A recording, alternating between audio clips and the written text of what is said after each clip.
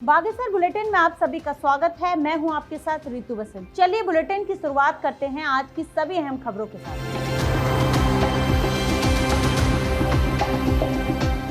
Nodal अधिकारी control room से प्राप्त सूचना के अनुसार आज सुबह 6 बजे तक एक दिन में बाहरी राज्यों से आने वाले व्यक्तियों की संख्या 149 है। वहीं राज्य के बाहरी जनपदों से आने वाले व्यक्तियों की संख्या 227 है। इस प्रकार एक दिन में कुल 376 लोग सुबह 6 बजे तक जनपद में आए हैं। अब तक जनपद में 36,076 प्रवासी आ चुके हैं, जिसमें से 32,146 व्यक्तियों द्वारा 14 दिन की क्वारंटीन अवधि भी पूर्ण की जा चुकी है तथा शेष कुल 3,930 अलग अलग क्वारंटीन सेंटरों में क्वारंटीन किए गए हैं। वहीं अब तक 3,549 प्रवासी जनपद से बाहर गए हैं, जिनमें से 1,726 लोग नेपाली मूल के हैं तथा शेष 1,823 व्यक्तियों को अन्य राज्यों को भेजा गया है।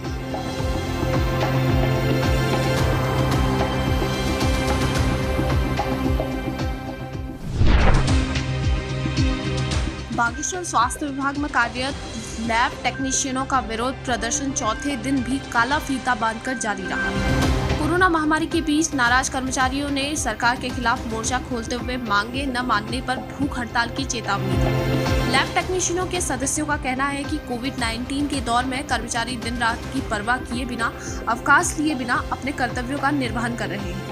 ऐसे में उन्हें हौसला देने के बजाय सरकार वेतन में कटौती कर उनका शोषण कर रही है। उन्होंने कहा कि कर्मचारी जान जोखिम में डालकर कोरोना वायरस के अलावा डेंगू, मलेरिया, टीबी आदि जैसी बीमारियों में भी लैब की सेवा दे रहे हैं। वर्तमान में किसी कर्मचारी के पास पीपीई किट व सुरक्षा उपकरण नहीं है और वे जान जोखिम में डालकर काम कर रहे हैं। उन्होंने कहा कि प्रदेश की 1.25 करोड़ की आबादी का केवल 150 एलटी पर है। उन्होंने सरकार से लैब टेक्नीशियन के 1000 पद स्वीकृत करने की भी मांग की। बागेश्वर की सरयू नदी में जल्द ही घाट और आस्था पथ का निर्माण कराया जाएगा। इसे लेकर जिलाधिकारी रंजना राजगुरु ने सिंचाई विभाग व अन्य विभागों के अधिकारियों की बैठक लेते हुए सरयू नदी में दाईं ओर से सुरक्षात्मक कार्यों व घाटों के निर्माण व नवीनीकरण के संबंध में 1,09,68 की महत्वपूर्ण योजना के संबंध में जानकारी दी। जिलाधिकारी ने यहां सिंचाई विभाग से नमामि गंगे योजना के तहत सूरजकुंड का निर्माण व बागनाथ घाट के पुनर्निर्माण की इस योजना के तहत सभी प्रस्तावों की जानकारी देते हुए कहा कि इस पूरी योजना की लागत 5 करोड़ 85 लाख तक रखी गई है। इसके साथ ही जिलाधिकारी ने बताया कि घाट पर अस्थियां विसर्जन करने के लिए नदियों के संगम पर एक पृथक रास्ता बनाया जाएगा।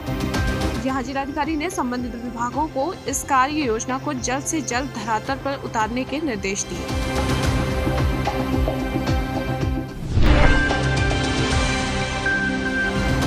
बागेश्वर की जिलाधिकारी रंजना राजगुरु ने बारिश के पानी की निकासी का उचित प्रबंध करने के लिए लोनीवी व नगरपालिका को सख्त निर्देश दिए। उन्होंने कहा कि पानी की निकासी के लिए उचित प्रबंध करें ताकि नगर के क्षेत्रों में जल भराव की स्थिति पैदा न हो। कलेक्ट्रेट में हुई बैठक में डीएम ने कहा कि बारिश के दौरान मंडलसेरा के साथ ही अन्य क्षेत्रों में जल भराव की स्थिति पैदा हो जाती है। जिलाधिकारी ने कहा कि नगरपालिका व लोनीवी मिलकर समस्या का समाधान करें और ऊपरी छोर से बहने वाले नालों की स्थिति का निरीक्षण कर बेहतर कार्य योजना बनाएं। उन्होंने कहा कि नगरवासियों को मानसून के दौरान जल भराव संबंधी समस्याओं का सामना न करना पड़े, इसके लिए सभी विभाग तत्पर रहे। जिलाधिकारी ने कहा कि जल भराव से लोगों की समस्या होने के साथ ही डेंगू जैसी बीमारियां उत्पन्न होने का भी डर रहता है, जिस कारण विभागों को कार्य करने के सख्त निर्देश दिए। उन्होंने कहा कि नालियों के निर्माण व पानी की निकासी के संबंध में कार्य योजना बनाकर कार्य किया जाए। आपको बताया भी जाता है, लेकिन एक हमारी फॉर्मल मीटिंग भी होनी बहुत जरूरी है, क्योंकि फिर विभागों में थोड़ी अलर्टनेस भी रहती है। इसलिए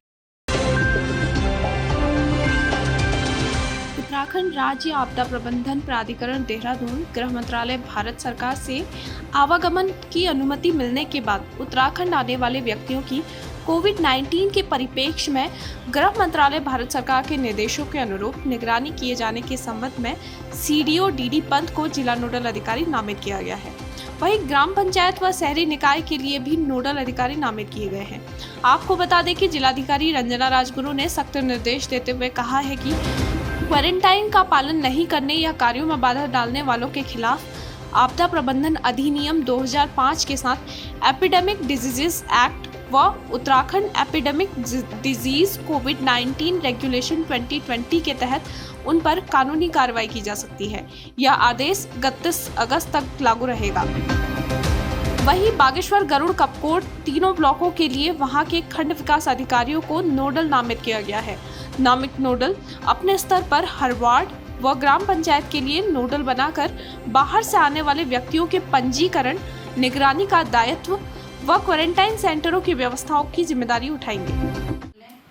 और पूरा देख लें आपको जेसीबी कहाँ लगानी है। अगर आपके कोई काउंटर पार्ट है जिनकी ड्यूटी लगी है तो आप लोग भी थोड़ा सा उनको सपोर्ट कर लें, उनके जूनियर को खुद ही बुला करके उनको समझाएं। आज की अहम खबरों में बस इतना ही। कल फिर मिलते हैं इसी समय कुछ और नई खबरों के साथ। तब तक के लिए आप बने रहिए हमारे साथ और देखते रहिए न्यूज़ 31 उत्तराखंड।